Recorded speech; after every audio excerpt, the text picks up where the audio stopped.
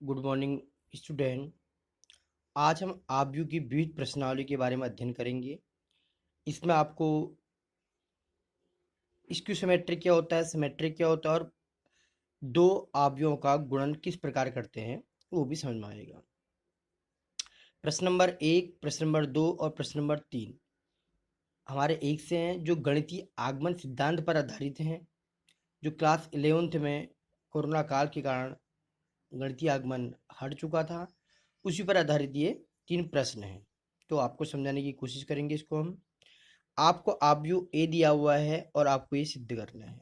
I means identity matrix होता है, बता रखा आपको। और जो ये स्मॉल एन है, ये नेचुरल नंबर को कंटेन करता है। तो सबसे पहले हमने एलएचएस लिया और एलएचएस में जो लिखा था उसको लिख दिया हमने और वैल्यू पुट कर दी। आई की जगह 2 ऑर्डर की है तो 2 ऑर्डर की सब बचा वैल्यू पुट कर दी और ए की जगह ए की। फिर इसको सॉल्व भी किया हमने। हमको पता है प्रथम आव्यूह के साथ जुड़ता है और प्रथम अवयव के साथ, द्वितीय अवयव के साथ। इन आपस में इनको जोड़कर जुड़ना और घटने की प्रक्रिया समान रहती है। जो पहले नंबर का है वो पहले नंबर के साथ ही जुड़ेगा और घटेगा। तो हमारे पास ये बड़ा। अब गणितीय आगमन से हमको सिद्ध करना है कि ये 1 के लिए भी सत्य होगा, के लिए भी सत्य और k+1 के लिए भी क्या होगा, सत्य होगा। तो गणितीय आगमन सिद्धांत विधि द्वारा हमने n बराबर 1 रखा तो हमें ये प्राप्त हुआ के लिए सत्य है। ठीक है, जो हमको ए था वो ही प्राप्त हो गया। देखो ए के द्वारा जो हमारा मेन मूल था। अब इसी प्रकार n बराबर के रख, जहाँ n था वहाँ के रखा हमने, के लिए सत्य होगा।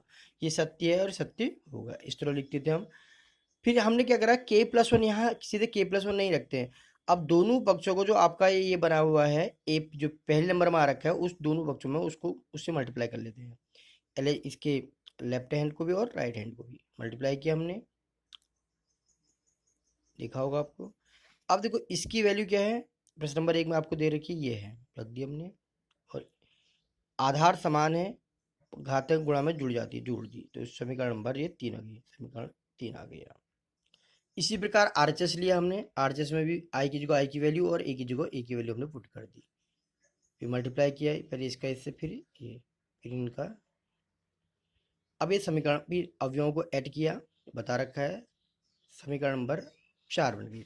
अब समीकरण 4 में n बराबर 1 रखने पर 1 रखा तो के लिए सत्य है। देखो जो आपको पहले मिला था वही मिल रहा है, देखो ये एलएचएस में जो मिल रहा था वही आपको आरएचएस में भी मिल रहा है। ठीक है, n बराबर के लिए भी सत्य होगा। अब उसी प्रकार जैसे वहाँ क्या था, दोनों पक्षों को जो समीकरण जो आपके n बराबर 1 रखने पर प्राप्त हो रहा है उससे मल्टीप्लाई कर दिया आपने।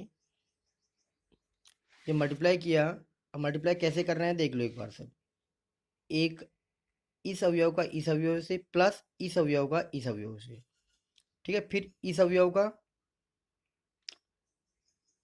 इस अवयव से, है ना, ये देखो इस अवयव का ये फॉर्मूला हमारे पास ये होता कंडीशन। इसका इसके साथ प्लस इसका इसके साथ हो गया। अब इसकी बार ये 0 का ए से, इसका 0 से बन गया। फिर इधर C1 वाला पूरा हो गया, अब C2 में गए, ए के का बी से और के की पावर -1 बी का इस ए से, ये बी से हो गया इससे। फिर ए की पावर के का किससे होगा, ए से होगा। अर्थात इस अवयव का इससे और इस अवयव का इससे, फिर इस अवयव का इससे और इस अवयव का इससे, हमारा मल्टीपल हो गया। ये हमारा गुणा हो गया। उसके बाद n बराबर k प्लस, जहाँ पर n कॉमन लिया हमने, जहाँ पर n आया वहाँ पर यहाँ पर k+1 वहाँ पर n रखा, तो देखा कि एलएचएस और आरएचएस जो हमको दिया प्रश्न दिया था उसी तरह बन गया, तो ये सिद्ध हो गया। ये अभी प्रश्न नंबर 2 करते हैं हम अब।